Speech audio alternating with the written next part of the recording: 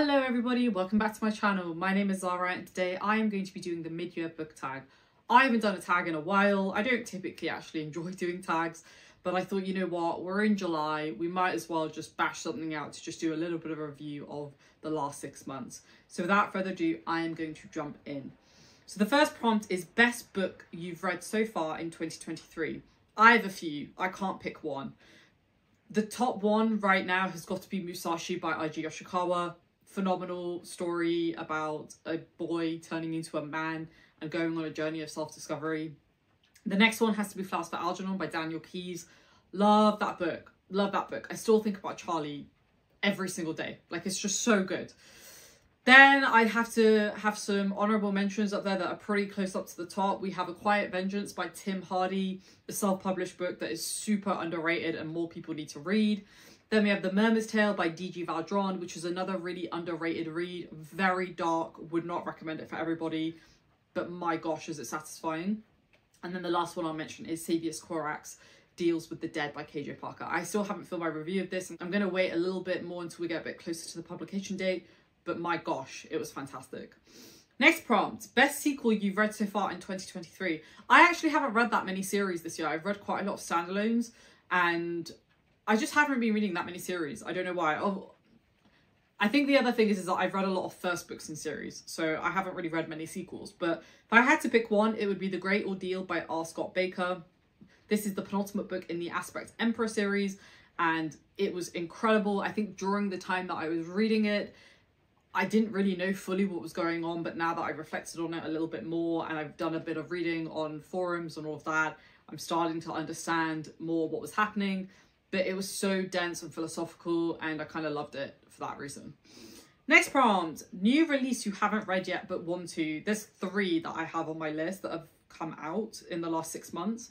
The first one is Shanghai Immortal by A.Y. Chow.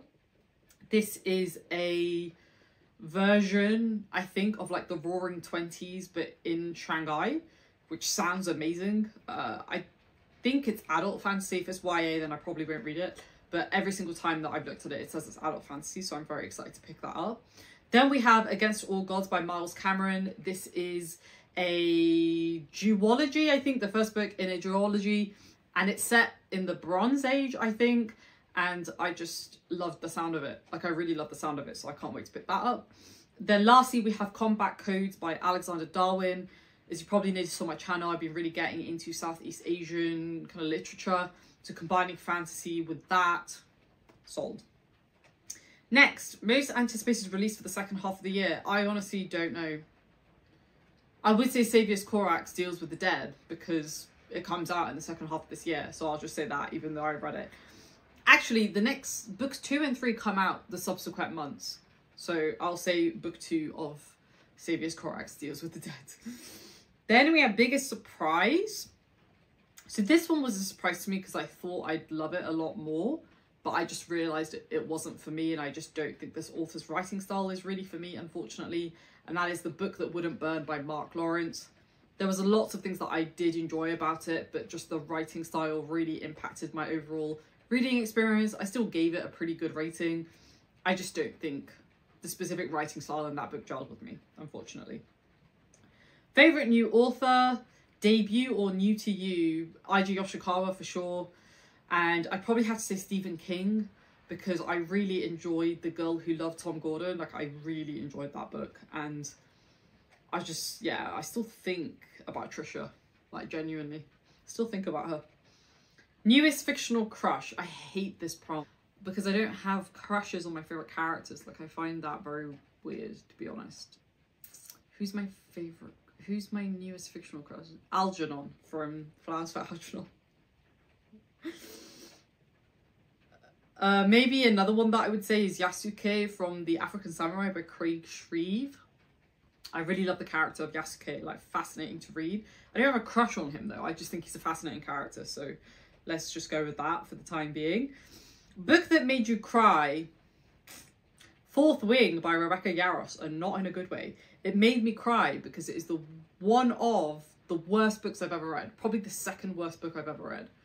It was just absolutely abysmal and it makes me cry and it makes my heart hurt that it's got so much hype surrounding it. Like, it literally makes my heart hurt and my brain wonder why. Just why?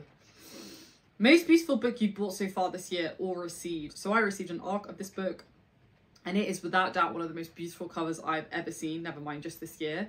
And that is The Judas Blossom by Stephen Aryan.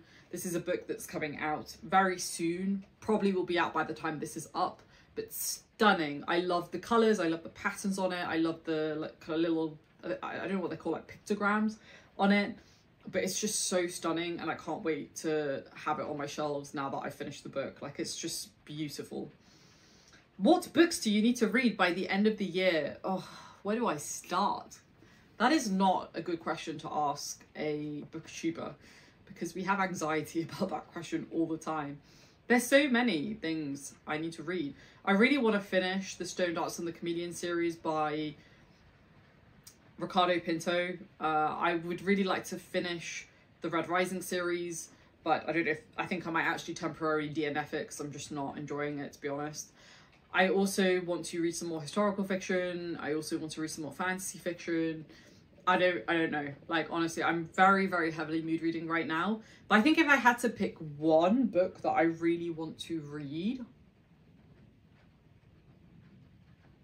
I would really like to read Beyond Redemption this year by Michael R. Fletcher, because I feel like I need to read that book. Like, it's been on my list for so long.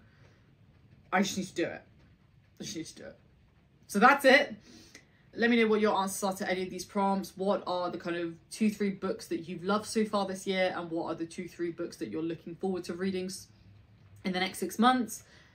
Ping me down in the comments and I will see you there. Thanks for watching, everybody. Stay safe, take care, and I'll see you in the next one. Thanks.